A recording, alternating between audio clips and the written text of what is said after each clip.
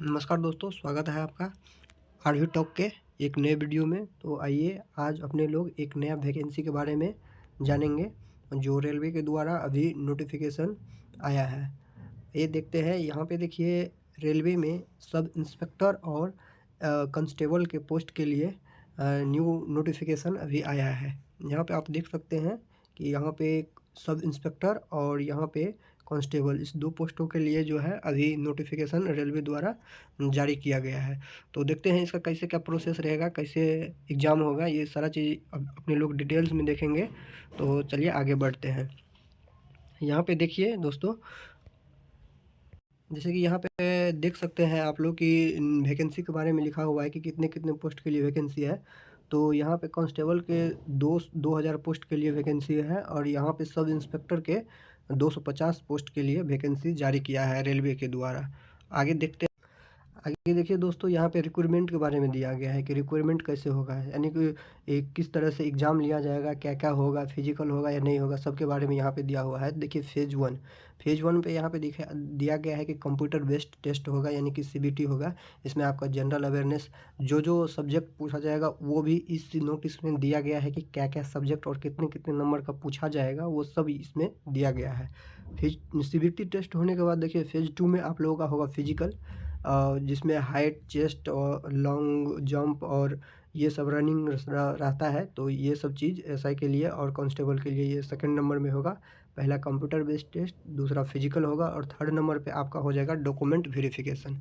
और आगे देखिए कि और क्या क्या सब प्रोसेस इसमें होने वाला है। यहाँ पे देखिए दोस्तों, यहाँ पे रेलवे का एक नियम होता है कि जैसे दूसरा किसी एग्ज़ाम में अगर वैकेंसी होता है तो ऑल ओवर इंडिया के लिए होता है, या स्टेट वाला एक वैकेंसी होता है तो ऑल ओवर स्टेट के लिए होता है। बट रेलवे में ऐसा नहीं होता है, उसका जोन वाइज होता है। तो यहाँ पे देखिए रीजन दिया हुआ है, east zone, west zone, north zone और साउथ जोन। तो इसमें आप लोग को ये देख के फॉर्म फिलअप करना है कि किस जोन में सबसे ज़्यादा वैकेंसी है, तो उस जोन में आप फॉर्म फिलअप करेंगे तो आपका सिलेक्शन होने का चांस ज़्यादा रहेंगे। और आगे देखिए कि और इस नोटिफिकेशन में एग्ज़ाम और रिक्रूटमेंट के रिगार्डिंग क्या क्या इन्फॉर्मेशन दिया गया है। जैसे देखिए अपने लोग नीचे आते हैं तो यहाँ पे एक और नया जानकारी अपने लोग के पास आया है इसमें कि देखिए एलिजिबिलिटी, माने एलिजिबिलिटी मतलब कौन कौन इसमें एलिजिबल हो सकते हैं फॉर्म भरने के लिए। तो यहाँ पे देखिए सिटीजन ऑफ इंडिया फर्स्ट में है, सिटीजन ऑफ इंडिया ये तो मस्ट है, ये तो होना ही चाहिए सिटीजन ऑफ इंडिया। और सेकंड में है एजुकेशनल क्वालिफ़िकेशन, तो एजुकेशनल क्वालिफ़िकेशन भी यहाँ पे दिया गया है। तो आइए देखते हैं अपने लोग आगे क्या है। यहाँ पे देखिए सब इंस्पेक्टर का जो पोस्ट है, यहाँ पे सब इंस्पेक्टर का पोस्ट है, ग्रेजुएशन फॉर्म रिकॉग्निशन इनमें, यानी कि सब इंस्पेक्टर के लिए ग्रेजुएशन होना चाहिए। और इसमें एज है कि मिनिमम 20 ईयर और मैक्सिमम जो है यहाँ पे 25। और कांस्टेबल के लिए है कि 10th पास होना चाहिए कोई भी रिकॉग्नाइज बोर्ड से, यानी कि इंडिया में कोई भी रिकॉग्नाइज बोर्ड से। और उसके बाद उसका मिनिमम एज देखिए क्या है 18 और मैक्सिमम है 25। तो आइए और आगे देखते हैं कि इसमें और क्या जानकारी दिया। जो भी स्टूडेंट एससी, यहाँ पे कास्ट का दिया हुआ है कि जो भी स्टूडेंट यहाँ पे एससी से होंगे, कैटेगरी से, एससी कैटेगरी से, तो उनके लिए यहाँ पे एज रिलैक्सेशन है। और जो ओबीसी से है उनके लिए भी कुछ एज रिलैक्सेशन है। तो यहाँ पे आप देख सकते हैं कि एससी के लिए 5 साल का एज रिलैक्सेशन है और ओबीसी के लिए 3 साल का एज रिलैक्सेशन है। और ईडब्ल्यूएस के लिए यहाँ पे देखिए 5 साल दिया, यहाँ पे दिया है candidate who has been already been domiciled in the union territory of Jammu Kashmir, Leh Ladakh, उसके लिए भी यहाँ पे एज रिलैक्सेशन, जो मतलब यूनियन टेरिटरी जैसे जम्मू कश्मीर हो गया, लेह लद्दाख हो गया, लक्षद्वीप हो गया, तो ये सब अपने लोग का यूनियन टेरिटरी है। तो वहाँ के लिए भी यहाँ पे जो अनरिजर्व है उसके लिए 5 साल, 8 साल और 10 साल, इस तरह से कुछ एज रिलैक्सेशन दिया गया है। आगे बढ़ने पे देखिए दोस्तों, यहाँ पे कुछ दिया हुआ है फिजिकल मेजरमेंट कैसे होगा आपका, इसके रिगार्डिंग कुछ यहाँ पे दिया हुआ है। जैसे अनरिजर्व और ओबीसी, तो जो मेल है अनरिजर्व और ओबीसी में उसका हाइट होना चाहिए कितना, तो ये यहाँ पे दिया हुआ है, उसका हाइट होना चाहिए 165, ये सेंटीमीटर में दिया हुआ है, ऊपर में लिखा हुआ है यहाँ पे आपका सेंटीमीटर।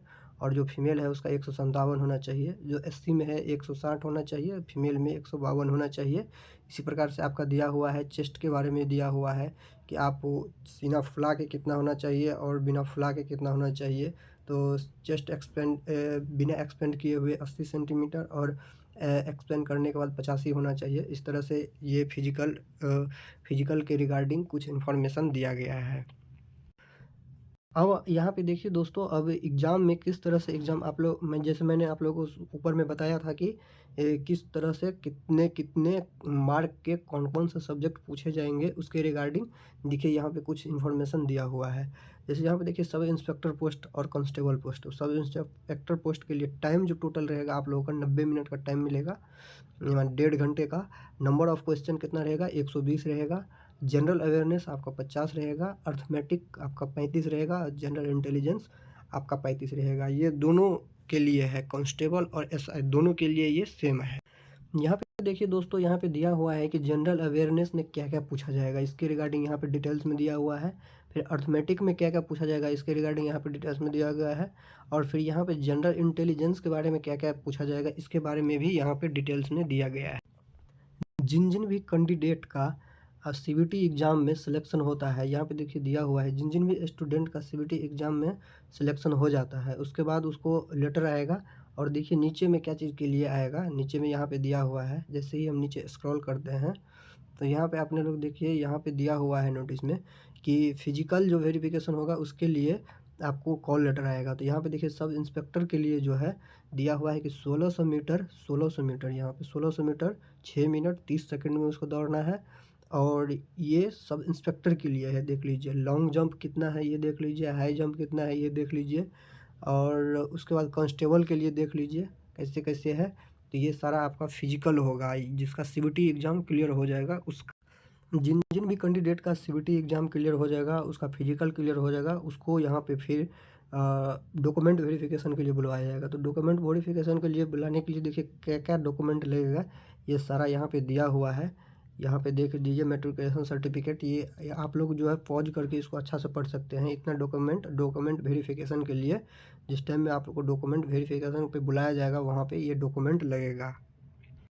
यहाँ पे देखिए दोस्तों, एक चीज़ और दिया हुआ है कि एग्जामिनेशन में क्वालिफाइंग मार्क कितना रहेगा, वो यहाँ पे दे दिया गया है कि अनरिजर्व और ओबीसी के लिए 42 और एससी एसटी के लिए 36, ये क्वालिफाइंग मार्क रहेगा। तो यही कुछ महत्वपूर्ण जानकारियाँ थे दोस्तों, जिसको मैंने आप लोगों के साथ पीडीएफ के साथ शेयर किया है। इसमें और भी बहुत सारी जानकारी दिया हुआ है, जो फॉर्म भरने के टाइम में आपको जो डॉक्यूमेंट सब लगेगा उसके बारे में इसमें बताया गया है। तो इसका जो पीडीएफ को मैं कमेंट में पिन कर दूंगा, तो वहाँ से आप लोग डाउनलोड करके अच्छे से इसको देख लीजिएगा। लेकिन जो जो महत्वपूर्ण जानकारियाँ थी वो सारे मैंने आप लोगों को बता दिया है। उम्मीद करते हैं कि आप लोगों को सारी चीज़ समझ में आ गया होगा कि कैसे क्या सिलेक्शन होगा, कैसे एग्ज़ाम होगा, इस सब के बारे में। और उम्मीद करते हैं कि आपको वीडियो अच्छा लगा होगा और आपको कुछ नई जानकारी प्राप्त हुई होगी। तो इसी प्रकार के और भी जॉब नोटिफिकेशन और जानकारी पाने के लिए हमारे इस चैनल आरबी टॉक को सब्सक्राइब करें और वीडियो को लाइक करें। तो थैंक यू दोस्तों, मिलते हैं किसी नए वीडियो में किसी नई जॉब वैकेंसी की जानकारी के साथ। Thank you.